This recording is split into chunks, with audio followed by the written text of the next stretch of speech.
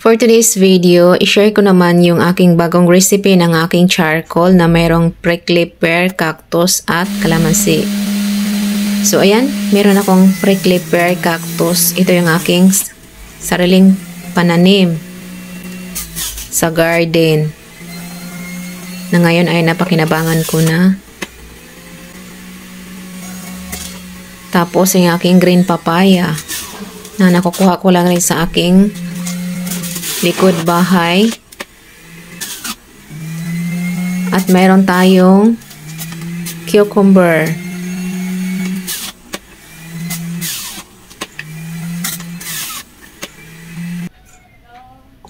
Tapos, ayan, ito na yung aking calamansi. Siguro mga 10 pesos to or 8 pesos.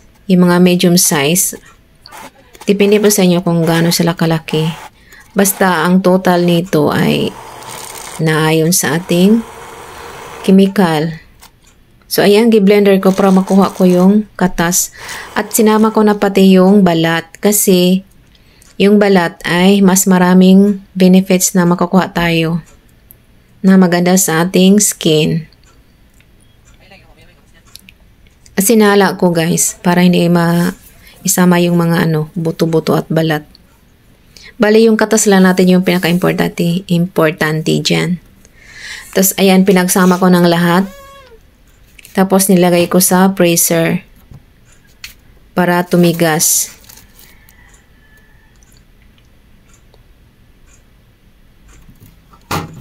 Tapos, ayan. Pagka kinabukasan, ayan na, naging frozen na. So, ayan na. Kunin natin yan para i-prepare na ito yung mga ingredients. At kumuha rin ako ng 2 ice para protektahan yung ating mga extract na hindi masunog sa chemical. So, ayan na sa screen yung total ng extract, 22.48 ounce. At ito naman yung aking sodium hydroxide, 8.66 ounce. Or lye. Or caustic soda. Pareho lang yan sila guys. Tapos, ayan, kung nakita nyo, nilagay ko siya pinatong ko siya sa tubig na may ice. Para hindi masira yung ating mga extract, hindi masunog. Kasi yung lye ay napakainit. Umaabot niya ng 160 degrees Fahrenheit.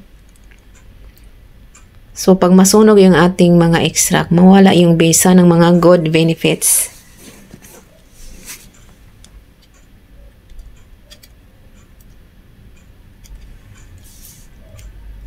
So ayan, dahan-dahan lang dandahang haluin hanggang sa matunaw yung lye.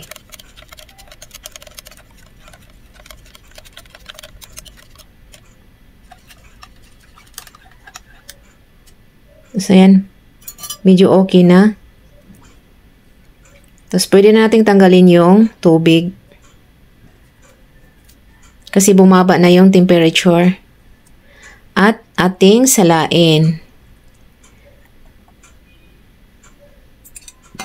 Para sure na walang natirang buo-buo pa dyan na chemical.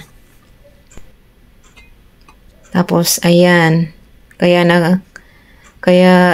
natin salain kasi para hindi mabutas yung sabon. Kasi isa yan sa mga nangyari sa akin na hindi ko sinala. So, tingnan nyo, nabutas yung sabon.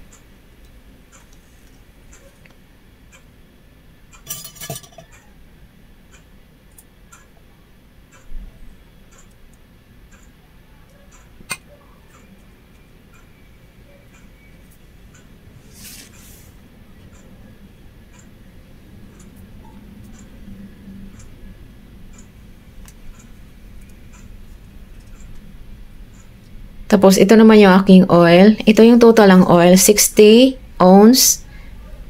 Meron akong 3 klaseng oil na hinahalo dyan. Tapos, tininan ko yung temperature. Umaabot siya ng 127 degrees Fahrenheit. Tapos, naglagay ako ng bentonite clay na 4 teaspoon.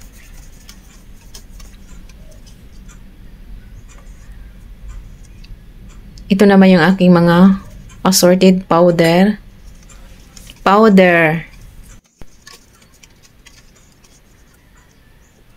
Tapos, charcoal powder, 4 tablespoon. Haluin lang muna. Gamit ang hand whisk.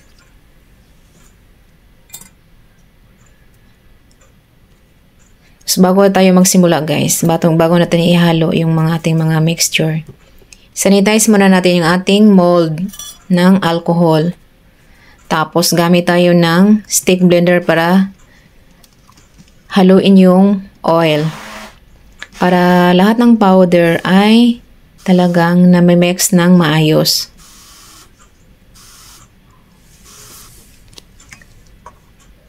Tapos ayan, ihalo na yung ating lye solution sa ating oil.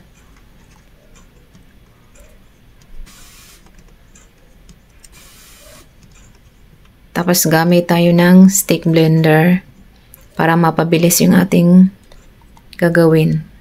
Pwede naman siya hand whisk ka lang, kaya lang mas maganda talaga na mayroong machine. Mangalay sa kamay. Mangalay sa kamay yun. Tapos ayan na. Tapos i-prepare ko na yung aking fragrance oil. Yung aking fragrance oil ay 25 ml. Pine fragrance oil. 25 ml.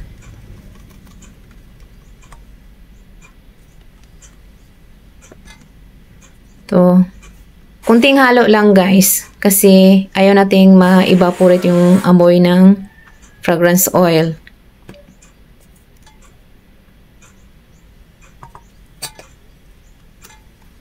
Tapos ayan na, kunting halo lang na lang ng whisk. Tapos yan, ibuhos na natin sa mold. Ganyan. Yan. Tapos, simutin natin yung natitira.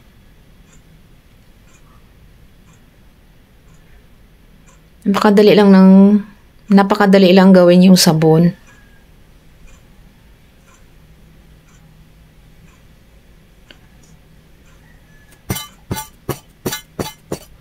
Tapos, itaktak natin para magsiksik sa ilalim. Walang hangin. So, yan. Gamit tayo ng toothpick para ma-break natin yung kalat sa ibabaw, sa itaas. Tapos punasan yung gilid para malinis.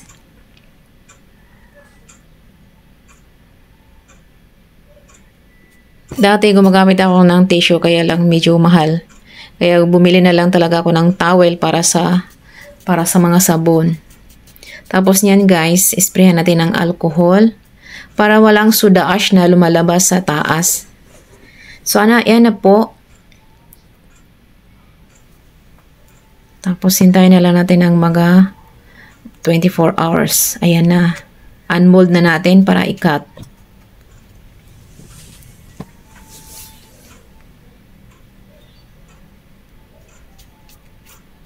Cut na sa ating cutter. Tapos, ganyan. Pak. Oh, tapos na. Mas maganda mayroon talagang ganyang cutter kasi pag isang cut mo lang, tapos na lahat. Tsaka mabilis. Ayan na naman yung pangalawang bar. Tapos pag nag-cut tayo nito, dapat tuloy-tuloy yung pag-push natin ng cutter para makinis yung daan ng sabon.